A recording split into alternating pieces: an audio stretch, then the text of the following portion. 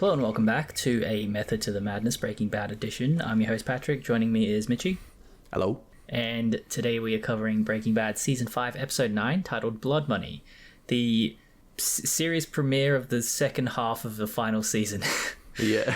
Yeah, fuck. That's getting confusing. Okay. Blood Money. Just reminds me of Origins. Yeah. Walt gets a clean 1250 from this. Yeah. Yeah. That's a very nuanced reference. Nuanced, more obscure, I think, is more appropriate. Yeah, true. All right, let's go through a plot summary. That was a zombies reference. Yeah, Call of Duty zombies. Yeah, sorry. Plot. In a flash forward, 52-year-old Walt arrives at his abandoned, dilapidated, and fenced-off house. He enters, collecting the hidden vial of ricin. Straight after Hank finds the Walt Whitman book, he feigns being sick to leave the party early, suffering a panic attack on the way home. He spends a week working from home, trying to find more evidence for Walt being Heisenberg. Walt has now left the meth business and is working as a normal car wash owner. When Lydia shows up to try to convince him to return, Skylar threatens her, telling her to never come back. Meanwhile, Jesse brings all his cash given to him by Walt to Saul, where he asks him to divide it between Drew Sharp and Kayleen Ermintrout out of guilt. Walt tries to convince him not to throw away his money like that, but Jesse later throws his cash away, tossing them from his car in random neighborhoods for others to collect.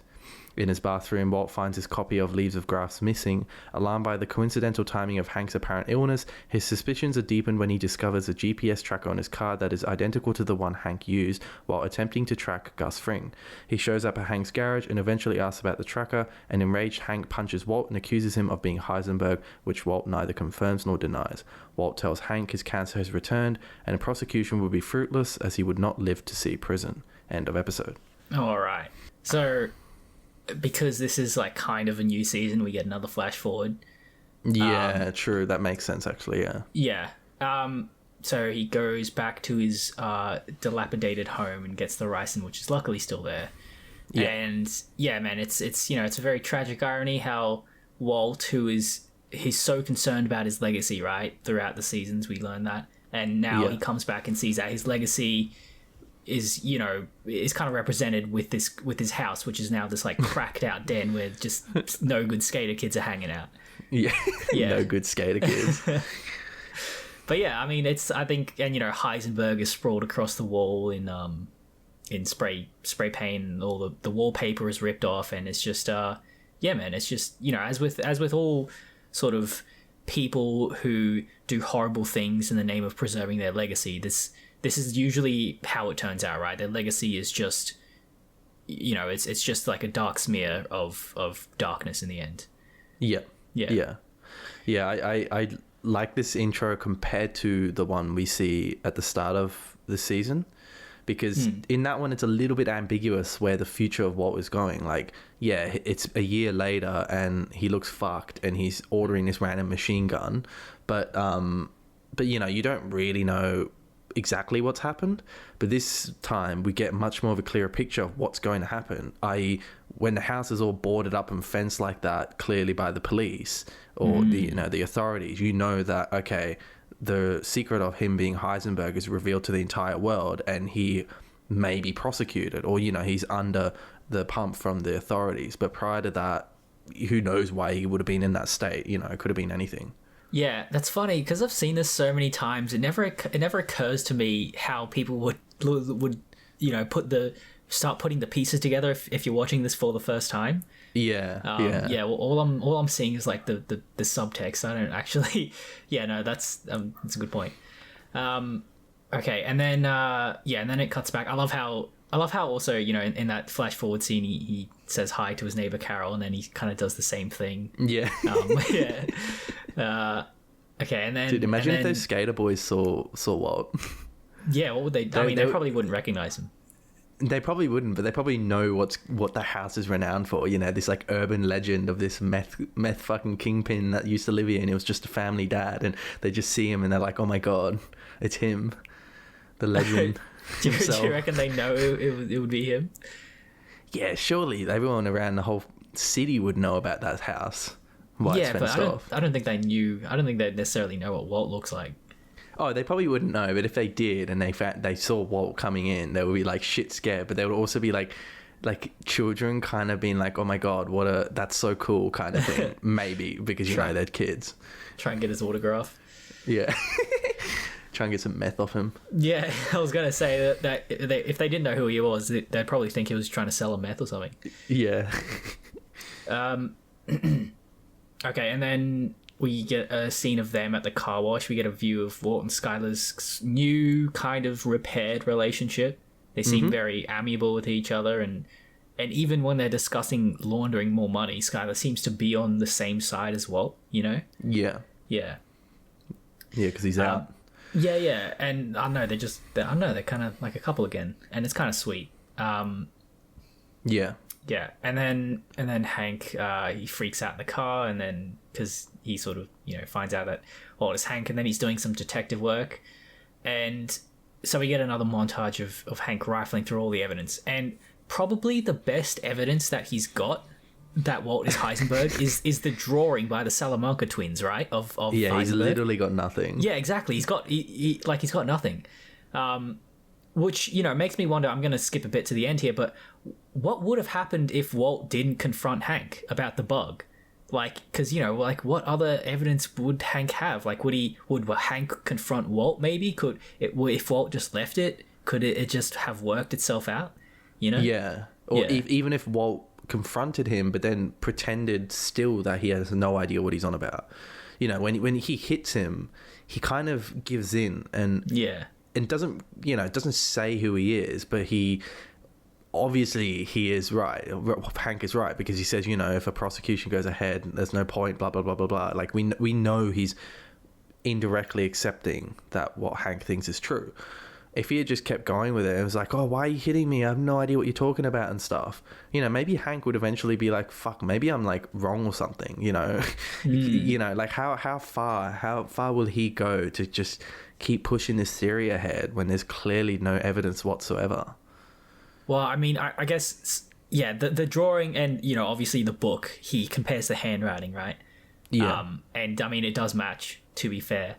And, it's like, he could have just picked that book up from a fucking trash can. There's way more evidence against with Walt than against him. Yeah, true. Yeah, I think to Hank though, that's pretty indisputable evidence. I'd say. Yeah, he's got, but think about back to the Gus Fring. He was so adamant that Gus Fring was this meth lord, but no one believed him because there was no evidence. And from the perspective of an external viewer of just, judicial, from the perspective of a court judge, they would just be like, what the fuck are you on about? You need evidence to prosecute someone. There isn't any here. Yeah, no, but I'm saying that probably if Walt still stuck with his story and didn't reveal that to Hank, I'm saying that Hank probably would still believe it. He wouldn't let it go. Yeah, I know, but then he wouldn't be able to prosecute him, and maybe eventually he'd give up. Maybe eventually he'd not believe it. I just find it interesting that Walt kind of baits him, gives him the opportunity to believe it. When probably would have just been more sensible just to pretend that you have no idea what he's talking about. I like Hank though. He's so committed to prosecuting this dude, to getting this monster, so to speak, because he refers to Heisenberg, I guess, in the last episode as a monster. And Walt says something about got to think about the family, and he's like, oh, I don't give a fuck about family. And it's very kind of interesting because family at the end of the day, which is a big theme in Breaking Bad, it's kind of put on this pedestal of being like this thing you need to protect. Not that I'm saying that the show believes that, but that's kind of how Walt interprets it, right? And yet Hank is just willing to throw that away because he believes that a monster needs to be prosecuted, that Heisenberg, i.e. Walt, is an evil man that needs to go to jail and needs to rot in jail for what he has done. And I don't know, I just really like that commitment to kind of the law and justice, that he's really going to do the right thing here, even if it fucks Skylar and Walt Jr. around, who are ostensibly not even involved. Yeah, it's just interesting. It's Hank, I guess. Yeah, no, he is definitely a very moral man. Because very law-based morals. Yeah. lawful. Although he does know what Heisenberg has done, and Heisenberg is certainly not a nice criminal. I also like how this episode starts with straight after the last episode. Yeah, I love when shows do that. It doesn't happen very often in Breaking Bad, though. Well, it happens with season 4 and season 5, and season 1 and season 2. True, yeah. It was, yeah. They have a knack for doing that at the end of seasons, but I feel like in cross episodes within seasons, it never happens. They like to leave a lot of space between it to kind of imply where the events of the previous episode have gone. Yeah, but that's a good point, actually. It's just a typical end of season thing to do for Breaking Bad. Okay, and then going back a bit, I love, Badger's pitching his Star Trek script to Skinny Pete. Yeah. And Pete is like so invested. He's like, he's reacting as if he's actually watching the show or something. And I love how they're both Star Trek nerds as well, because of course they are. Yeah. Like they probably just smoke weed and watch TV all day, like it's great. And then Jesse goes and gives Saul the money to give to Drew Sharp's parents and Kaylee. And then Walt brings back the money to Jesse's house. And man, fucking hell, like Walt is so good at lying now, to the point where I think he almost believes it himself. Like, about he's talking about how Mike is alive, and he looks Jesse right in the eye and says, "I did not kill Mike," Yeah. And I wonder if there's some sort of like pathological delusion relating to how Walt refuses to deal with things in the past, because that's what possibly. Because that's. I mean, anti-heroes generally have this trend of, like severely needing therapy for like past trauma and not getting it, and their inability to deal with the past is what causes them to repeat the same mistakes and shit like that. Yeah. Yeah, man, and I wonder if that's what's going on here. Walt maybe not literally believes that he didn't kill Mike, but he's willing to delude himself into just not acknowledging it, Yeah. And that's why he's able to so effectively lie to Jesse about it. Yeah, especially lying about killing a person, that's like, I don't know, like the distress of such a situation surely would make lying about it very, very difficult. Yeah, exactly. It's a heavy thing to look someone in the eye and lie about. Yeah, straight up. Yeah. Yeah. And obviously Jesse doesn't even believe him anyway. I think we can imply that pretty strongly. Yeah, no, he doesn't buy it at all, I think. Yeah. I just feel so sorry for him. Yeah, I know. Yeah, if you're you truly just guilt-ridden, like he's just so human. Or maybe not so human, I don't know. And that's what I mean, it's terrible, but that's how you keep a healthy mind, is by actually dealing with stuff like that, stuff that Jesse's going through, with acknowledging the past and what you've done, and like trying to own up to it. How do you kind of get over it? Like it's just a tough one. Like if you had the burden of knowing that you had killed a child, what do you do about that? Yeah, that'd fuck you up. Yeah, just numb the pain with drugs and give all your money away. Yeah. To throw it out in random gardens. Yeah. That was interesting because, he gets the idea that homeless man knocks on his window, and then Jesse gets the idea of like, oh fuck, I should give money to like the less fortunate people. Yeah. Which Jesse, if that is what Jesse wants to do with the money, there's so much better ways to do that than throwing it into people's gardens and shit. Like he could genuinely make a difference if he organized his thoughts and like made a plan to actually like give charity to people. Yeah, but he's clearly fucking distressed. Yeah, and he's not thinking straight. Like he thinks he can just go and give the money to Drew and Kayleen. Like I understand he's guilt ridden and he feels guilty about Drew's death, but Phil's right. Like how is fucking giving Drew's parents money going to help them bring their child back? It won't at all, and that's the ultimate kind of thing about that kind of thing. Someone dies, they're fucking dead. If only Saul wasn't so morally bankrupt, maybe he could have suggested that to Jesse or given him counsel or something, like. Anyway, yeah, true. yeah. Morally bankrupt. Yeah. Yeah, but like, what? Imagine having $5 million. Like, I mean, he'd need to launder it still, but yeah, if he laundered it properly and then started a charity, Yeah, he'd like, fucking you know, sorted. not to say that absolves you of crimes or anything, but he could definitely, you know, try and do as much good as he can. Yeah. Yeah, if he feels that bad about it. I mean, that's pretty much all I have for this episode. Was there anything else that you want to talk about? I think one big thing, Walt's got his cancer back.